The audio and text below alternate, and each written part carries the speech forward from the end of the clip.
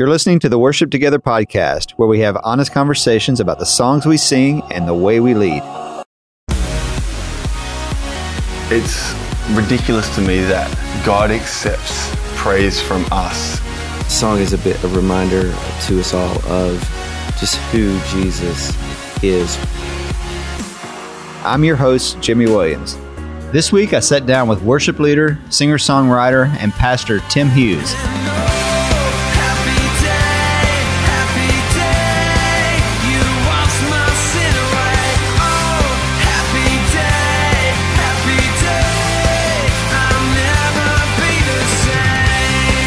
Tim is a pastor in the Church of England and is now Vicar of St Luke's Street Church.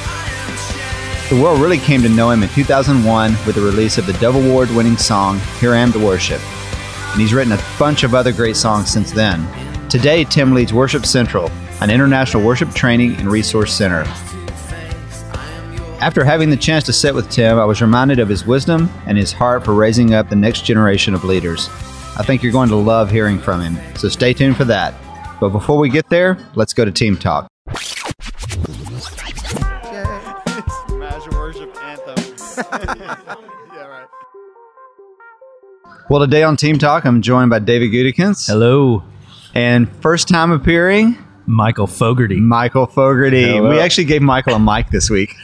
He's usually sitting in the corner with headphones on, listening to make sure we're saying everything we're supposed to say. And But laughing and giving thumbs up. Yeah, yes. As we talked about last week, we're actually over in the UK. We're actually doing a couple things, one of which is looking for a young English girl for Michael. I plead the fifth. And but we're really over here just visiting a lot of our writers, and specifically came over for the Worship Central album, and we were shooting some video with Tim Hughes and Nick Herbert, Luke and Anna Hellebronth, Ben Canelon, all of those guys. Spent a day with them. It was a good day man. yesterday. It was a long day. It was a long day. So- it was my birthday though. It was a good birthday. Yeah, it was good. You worked on your birthday. It was like I a did. 10-hour day. I know. I miss my family, but it was a good day. And we shot how many songs? 7. Wow. So we shot 7 videos. We probably could have done every song from this record. We could have. And they're all It's super a good great. record. They were very prepared. Yeah, absolutely. And, you know, we shot them at the church, at Gas Street Church here in Birmingham, which is an amazing inner city church here. And they've been about 2 years, I guess, since they planted the church. Tim is actually a pastor now, which I think is amazing and a little scary at the same time that worship leaders are now pastoring churches. I mean, they've always been kind of pastors. They were just doing it via singing. Yes, so, you know, right. It's actually good to know that one is really a pastor. He's actually running the He's church, running a though. church. He's Yeah. running a church. He's actually an official vicar of Yeah. the Church of England. I love that term. We should use that more in the U.S. Vicar. What's your role? I'm the worship vicar at my church. Now hiring worship. But and we're actually sitting in a cafe. We should acknowledge the music that's happening here in the background. We're in a cafe. There's some music going. I really don't know what kind of music it is. But Goody, how many flat whites have you had today? This one's decaf, but this would be my 4th flat white. How many today. have you had this week? At least 12, I think. When you come to the UK, you have to do the flat The white. flat white. Have you guys had tea yet? Am I the only one? I haven't had a good English tea. You've been drinking tea the whole time. I've been, Michael. yep. Yeah, I think I need to. We might have to. I mean, we've been told where to go to do the tea Yeah. the right way. I feel like I want my first English tea experience to be legit, just so that it's really like I get the full experience. I just want there to be tiny sandwiches. A little cucumbers and little pimento fine. sandwiches. But if we're going to do the English tea, afternoon tea, we're going to have to do it right. And I just think that means a 3-tiered thing with sandwiches on it and little desserty things on the top and the tea. I mean, we have to do it that way. So how about this? We'll report next week on the podcast How the tea the was? tea went, Okay. and we'll give a full report. So Jimmy, Goody, and Michael go to tea. Go to tea. We'll Well, see if somebody can take a picture of us. Instagram story. Follow us on Absolutely. Instagram. Well, guys, talk to me about what's going on at Worship Together this week. We're giving away a free chart for Devotion by Worship Central, which came out today. It's a killer song. So good. It's my favorite. All my affection, all of my praise, all my devotion for all of my days. I pour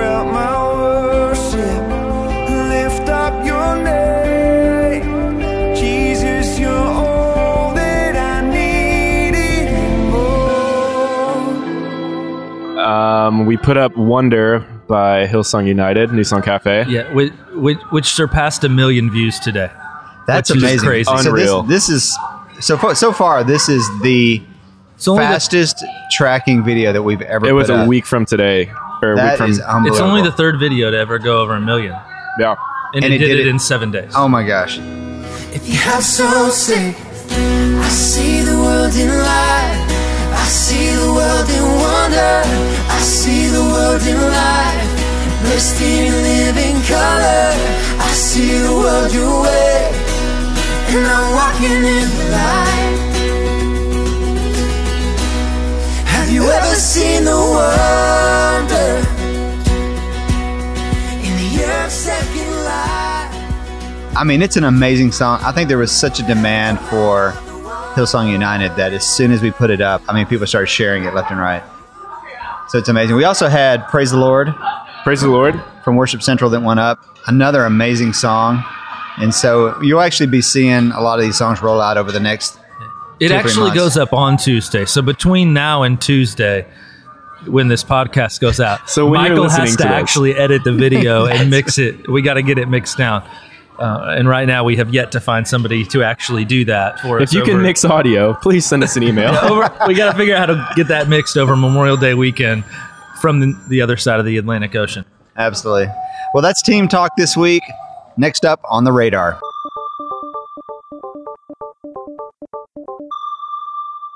Well, welcome to On the Radar. This is the part of the show where we talk about new resources, trends, and songs, and even releases happening in the worship space. And this week, I figured we'd take a break from going down the Planning Center chart, and each of us maybe talk a little bit about our favorite song off the Worship Central record. So, Michael, you're going to have to go first because you already blew your cover. I'm bad at this. And Please let me told talk on us the what your podcast. favorite was. So, you said it was Devotion. Devotion. Well, why that song? The bridge is unreal. Yeah, that song actually it's special. It actually started, I think it started at a Worship Together songwriting retreat. So it was Luke Hellebronth and Dean Usher from Hillsong Church. The last one in 2016. Yeah, which Okay. was really cool because you got two, kind of a church in England, a church in Sydney collaborating. It's really special. And then I think they finished it off with a couple of people on the Worship Central team. But it's an amazing, I think this Worship Central album, it's hard to pick one song because this album is so good for the church. And There's lots of really great congregational songs. I mean, there is just collectively, this is one of the strongest group of songs that I think we've worked with in a while. The one that I'm really drawn to, I think more, the song is amazing, but the story behind it as well is Waves. You are a mighty river. You are a flowing stream. You are the fountain of abundance washing over me. You are a mighty river. You are a flowing stream. You are the fountain of abundance washing over me. You'll get to hear a little bit in the cafe about how this song came together, but it's really just an incredible story. And the song is reflective of that. It feels so fresh. And I just think it's going to really resonate. We're already starting to hear from people that heard the album sort of pre-release, especially younger people that are really connecting to this song. So, yeah, I like that song too. I think my favorite's got to be Praise the Lord, parenthetical, evermore. yeah, that bridge, man. Yeah, and it's one of those where you hear it and it's like, this is an all skate. It's like, it doesn't matter your background, doesn't matter if you can sing or not. You can come away from that song singing the song, and it's just one of those you can hear any church singing anywhere in the world, really. Yeah, I think the amazing thing is these guys managed to take scripture and sort of very common things that we use in church, like language or whatever, but they take it and just do a whole new fresh thing with it musically and just kind of bring it back, and it's like reintroducing to the church like this whole new kind of fresh expression of something that we all know. That's awesome. Well, Worship Central's what's on the radar this week.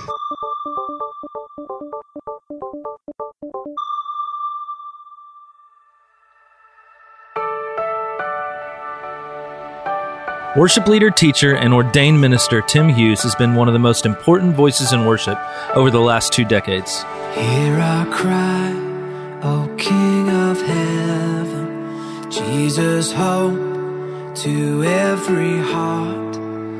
We are lost without your glory. We are lost without you, God. Tim was introduced to the world through his Dove Award-winning song, Here I Am to Worship. Here I am to worship. Here I am to bow down. Here I am to say that you're my God. You're altogether lovely, altogether worthy, altogether wonderful to me. With Al Gordon, Hughes established Worship Central, an international worship training and resource center, which aims to see the worship of Jesus made central through our communities and local churches. There must be more than this. Oh, breath of God, come breathe within. There must be more than this. Spirit of God, we wait for you. Tim, good to see you again. Great to see you, Jimmy, on our home turf. I know. Yeah, I'm thankful to be here, and it's exciting to see what's happening here in Birmingham. Of course, Birmingham, England. We're not in Alabama. But man, you guys have had a big 2 years. You transitioned from HTB in London, started a new work here. You're now a pastor. Yep. It's a little scary. It is a little scary for the church. But maybe start us off, just kind of back up and kind of talk to the last couple of years. And I know you guys, it's just been so many new things that have been happening and so much cool stuff happening now, but just kind of walk us through the last couple of years. Yeah, well, people might know I'd been the worship pastor of a church called HTB for 10 years. HTB was the home of a thing called Alpha, which is this evangelistic tool that's been used by 29 million people around the world. Amazing. And loved being a part of the church there. We started up Worship Central ministry to train and equip worship leaders. And I guess probably 5 years ago, began to feel this, I don't know what you call it, a call or a interest, desire to plant a church. I think I'd served under Mike Pilavarchi, Soul Survivor, part of this amazing youth movement for a number of years, and at HTB, and began to get really excited about launching a church in a city which could really try and reach out to people, starting something with a group of friends. All of that, just felt really, really excited by that, which I guess I'd put as something God putting in your heart, sort of a dream. And so we began to talk to Nicky Gumbel, who's the vicar pastor at HCB, and he felt that sounded great, and then this opportunity came in Birmingham. Now, Birmingham, for those who don't know massively their English geography, is it's the second largest city in the UK. It's right in the middle of England. It's about 1.5 million people. Demographically, it's the youngest city in the whole of Europe. Wow! So it's really youthful, and I actually grew up here. So it's kind of like a connection to the city. And we were invited by the bishop in Birmingham to come and start something new. So that's kind of what we've done. And it's been massively exciting, just beginning to talk with some friends back in London, Luke and Anna Hellebrandt and Nick and Ali Herbert and others. This is what we're thinking. Do you want to come and join us? And to our surprise, a whole bunch were like, yeah, sounds great. Wow. And we've loved it. So to sort of say what's kind of happened, we moved up here. We bought this building, which is right smack in the middle of the city centre. This building that had been derelict, and the history of the building was it was called a gas retort house. Basically, it was a building that would generate gas to be used in the street lamps around the area. But no one had bought it, I think, because it had sort of protected. But we had this conversation, said, look, could we buy it, convert it into a church? And the council were like, go for it. Wow. And so we bought it. And actually, even the history of what the building was used for, we kind of taken that metaphor of a place, a source of light, to say, well, this is actually what we're about. We're about light for the city. We're carrying the light of Christ, and we want to make a difference. And so we kind of bought the building. We had to raise money to renovate it, and now we've launched. Got services. We're seeing people come to faith. We've got everything: kids work, youth work, engaging with a whole different bunch of areas of ministry in the country, in the city. Sorry, and it's been wildly exciting. And then as part of that, Worship Central, which was based in London, has relocated to Birmingham. So we've been redreaming, rethinking all of that, and that's been a massive adventure as well. So. Wow. Yeah, and you were saying even this morning that over 150 people in the last year come to faith. Yeah. And that's amazing. What's the what's the temperature spiritually in Birmingham? Did you feel like there was, when you guys went from really nothing at all, it was you came into a local church that was really small and was declining, and now you guys are, having 600 to 700 in worship every week, which is just amazing. Yeah. What did you find when you got here? Well, I think, Birmingham, there's obviously lots of great churches doing amazing things. I think what we've seen, it's been really exciting, but obviously challenged, growing fast, and how do you look after people and put things in place to care for people and envision people. I think one of the things we've noticed is the thing about London is people think big city centre, one of the biggest cities, and most significant cities globally. And you have to, you're either there to be really successful or make lots of money, or being there means you have to work really hard just to make ends meet. It's so expensive. So there's a natural energy and a buzz. I think what we've seen in Birmingham is it's a city that's refining itself. And so one of the things we've tried to work really hard on is envisioning people and encouraging, and, it's about raising confidence. Ultimately, for us as Christians, confidence in Jesus, that this stuff we're talking about, it's real. It makes sense. That actually the best thing for their friend in the workplace or in the pub or in the football pitch or, at school is that they know Jesus, the love of Jesus and the life that Jesus brings. And actually God can use them to bring that about. It's not just about one or two doing the work. It's about all of us stepping up to the plate, allowing God to use our gifts. And so I feel we spent a lot of time just trying to get people to feel excited that God has a plan for them, not just for another church or another city, and I think Birmingham is seeing incredible innovation. There's mass migration out of London to Birmingham currently, huge amounts of financial investment. If you walk around the city, there's just cranes and building work going on all over the place.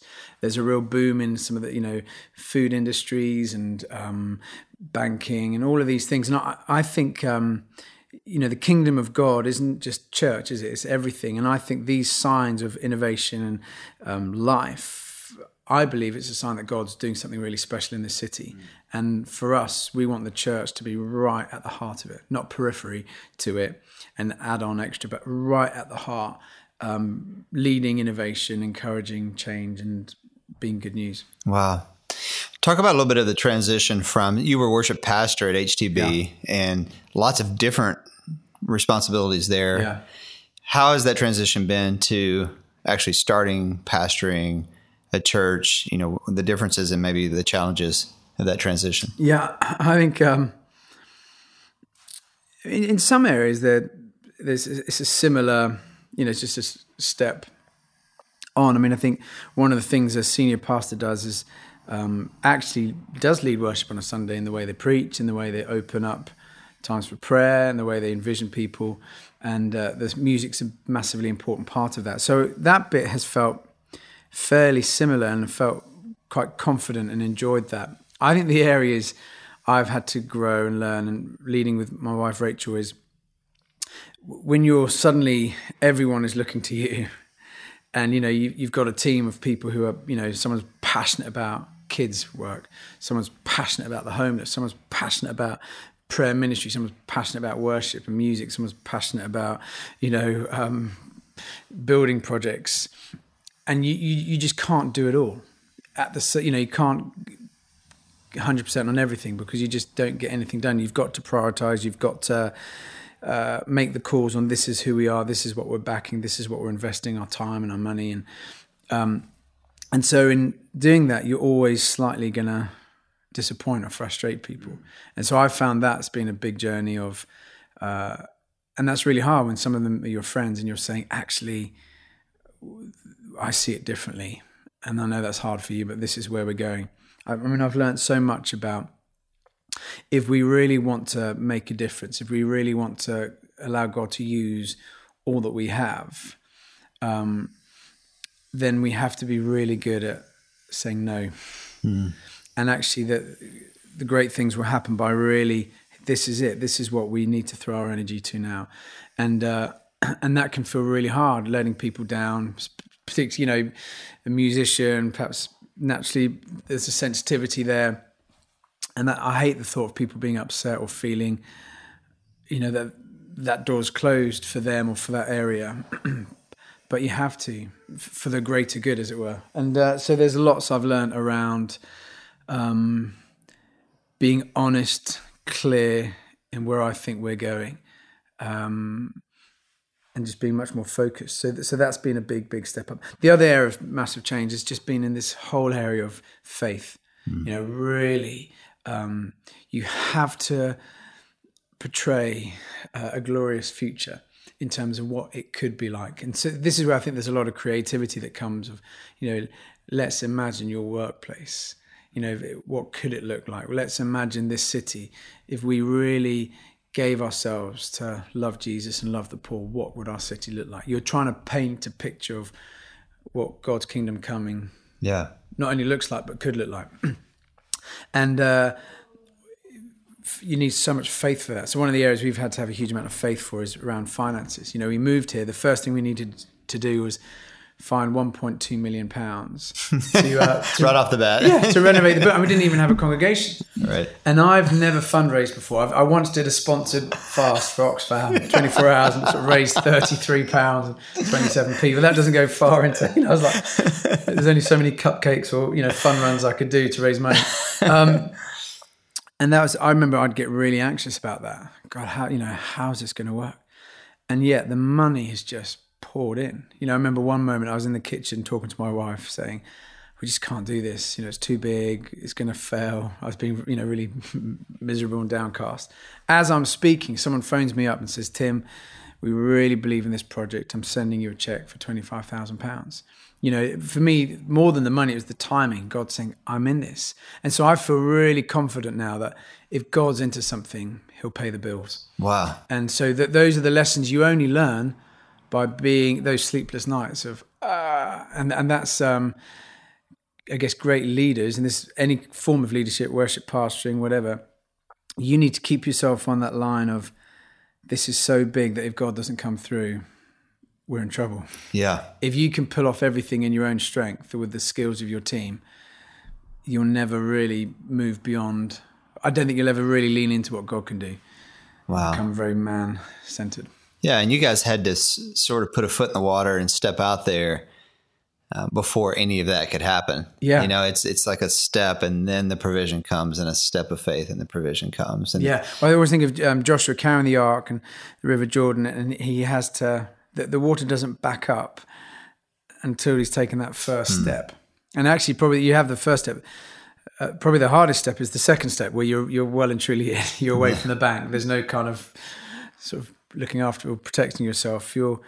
And it's that second step where, fully trusting you, God, and then the water suddenly piles up and the way is clear for them to walk through to the other side with the Ark of the Covenant. And I think that's how God works, because he wants us to learn to trust him, to put all our confidence in him. And I think that's really hard in our culture today, where we're very self-efficient. We're very self-obsessed. It's very much, isn't it, my rights, my needs, my future, my career. And to lay all that aside and say, God, I'm just going to trust you here. It's so easy to talk about. Yeah. Really hard to do. Yeah. And you've been a part of some really impactful church songs, of course, Hear Him to Worship, Beautiful One, The Way, Let It Be Known. Let it be known that I've got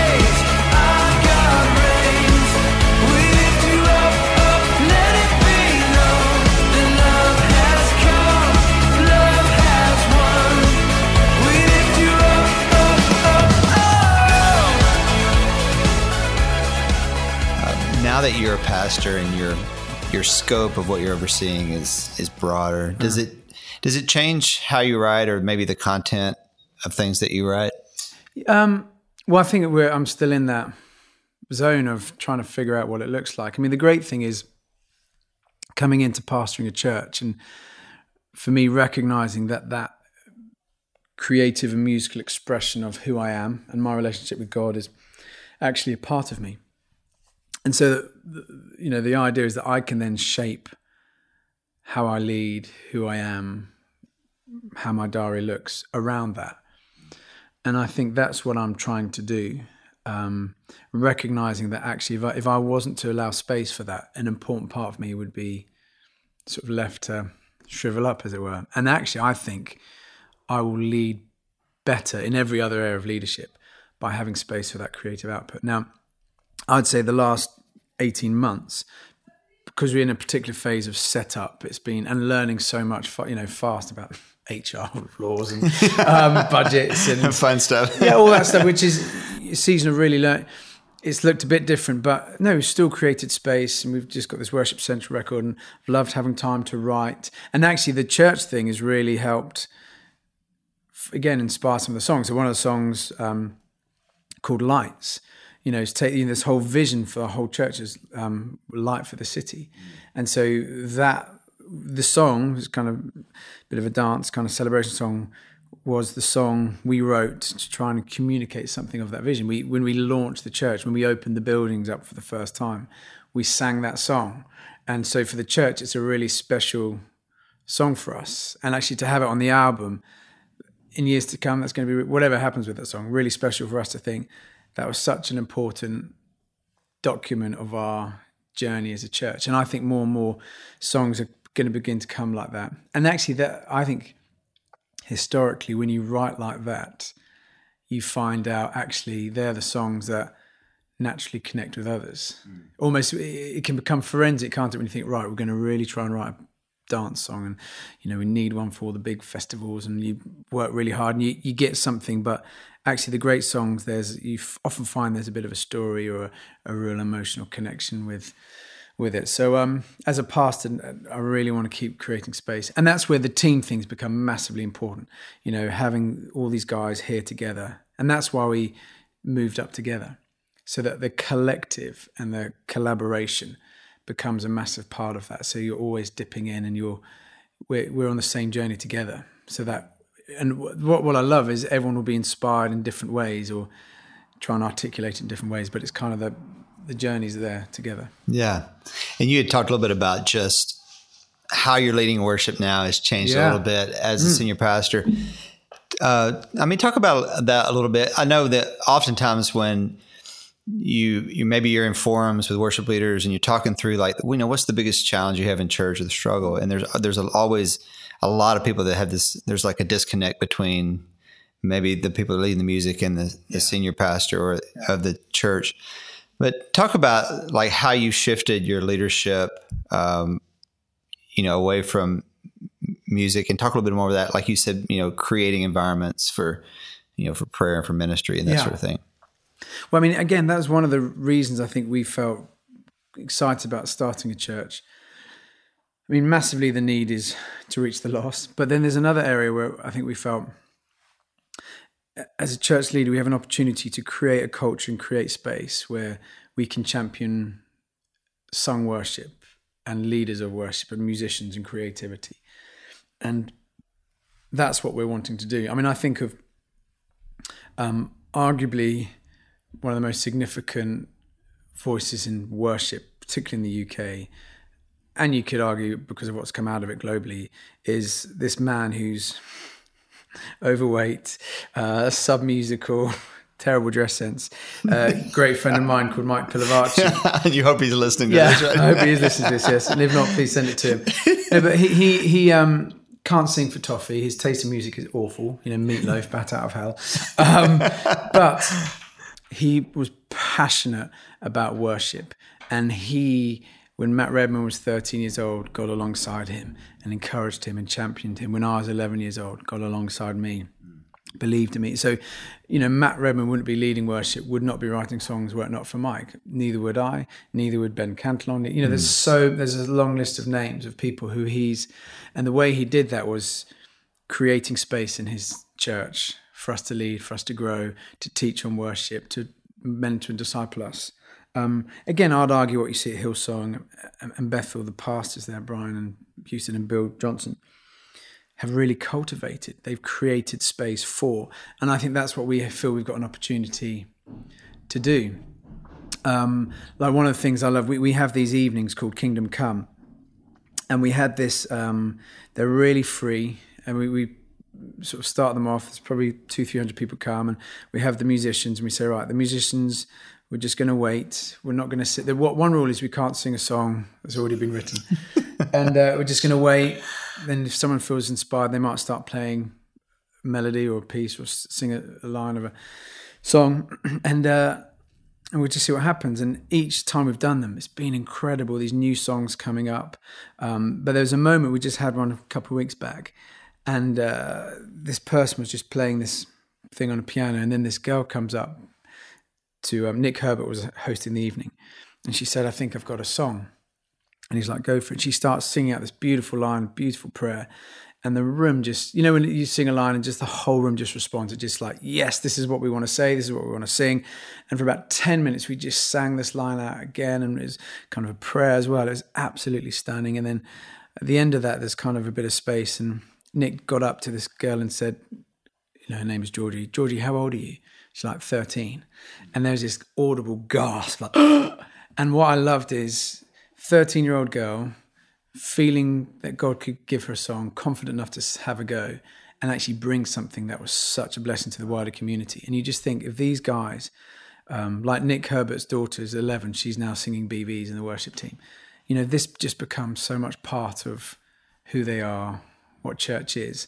5 years down the line, probably even less, what could be happening. And so I think that, but that involves creating space for that, taking risks on that. And it's something we've been talking a lot about.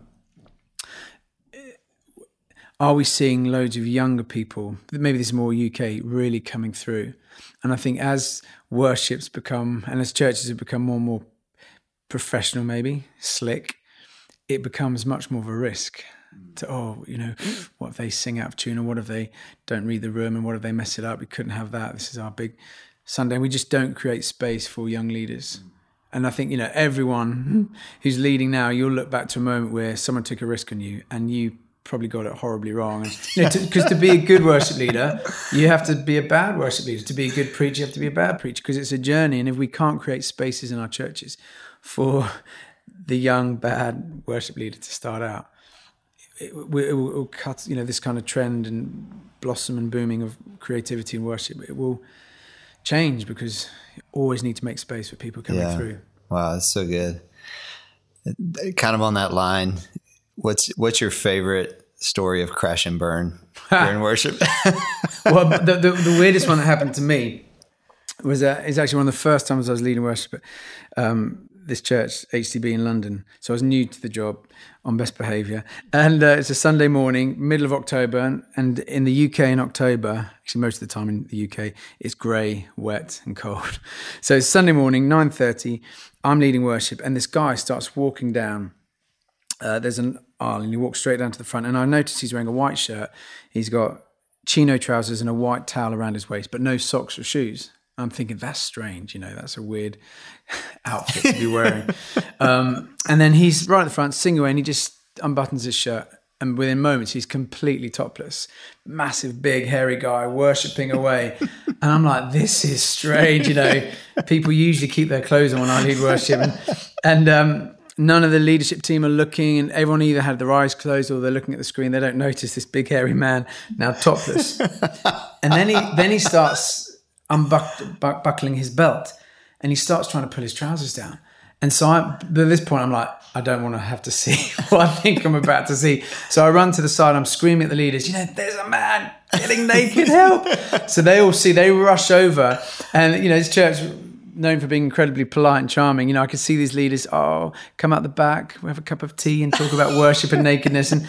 But he wasn't moving. And in the end, it took about 8 guys to carry him out of the church. He's pulling his trousers down. They're pulling his trousers up. And I'm just there saying, I remember saying, like, everybody, look at me. And then I'm thinking, hang on a sec. That's not meant to be what we teach. You know, look at Jesus. But anyway, it was a complete nightmare. And actually what we found out was, I'd done some teaching on David dancing before the ark. It was your fault.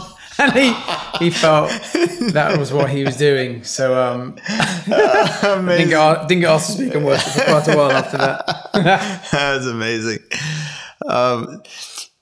There's probably a lot of maybe people listening to this where maybe they felt like at some point in their ministry, hey, I might be called to actually start something, or maybe go through pastoring and transition. What are maybe 1 or 2 things that you learned from working as a worship pastor and in that role into senior pastor that might be helpful to somebody that's considering making that move? Well, I think you've really got to be very good at use that provision, above all else, guard your heart, the wellspring of life. And I think that's the key, is guarding and understanding what's in your heart. So for me, I think the time my wife and I began to realize, I think God's maybe beginning to get us ready to move on, because I just began to get really unsettled. And if I'm honest, at times I began to feel a bit bored and frustrated. And I think actually that's quite natural. That's often how it begins to work. And I remember I had this season of a couple of months where I just felt completely out of sorts. And I think, what's going on? You know, I love this church. I love the leaders. I love what I'm doing. And I don't know why I'm feeling so unsettled. And I was at this meeting, this guy I'd never met before, prophetic guy, pointed me out, and he said, you need to know you've become uncomfortable in a comfortable place, and God's using it to propel you into the new thing. And so for me, it helped me articulate and understand what was going on. Actually, this is God beginning to loosen the roots to move into something else. So I think when you begin to feel those things of unsettled and really take that seriously, is it God beginning to move you on? Are you starting to dream about, if I was in charge, I'd do it this way? Because that's natural. But within that, it can be so easy, I think, to just get a little cynical or a little frustrated with those you're serving under. I'd do it better, or it's clear what they should do. And you mustn't allow some of those thoughts to creep into your heart. Just how do you keep honoring and serving when God's preparing you to step up to lead? So I think that's an important thing, of understanding the transitions that go on, keeping your heart pure within that, and then finding people to help you in that process of what does it look like? Where will it be? For Rachel and I, we just had some great friends we could process with and try and hear God together on. So I think I'm always wary of, again, people or leaders who make decisions isolated from people who really know them and love them. I've seen that a lot of time. God's told us to move here, and you're like, really? And so I think it's important to have trusted friends. Can't be loads of people, but who can really help speak into your life, into your situation. And so I think those are some of the things I've sort of been learning in the transition. And then the other thing is, I think sometimes we can transition really fast. I think there's a process of slightly detoxing from something you've been in and preparing and creating space for the new thing. I think if it's sometimes just a quick from one to the next, you can miss.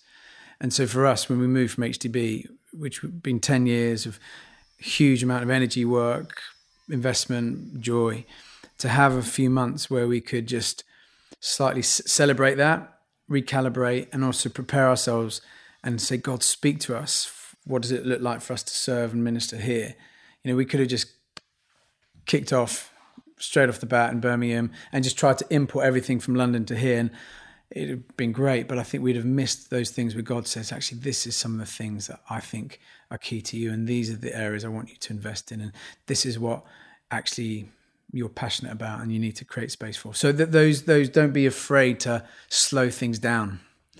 especially if you're going to do this for a long time. We're always in a rush to do everything, by 10 o'clock.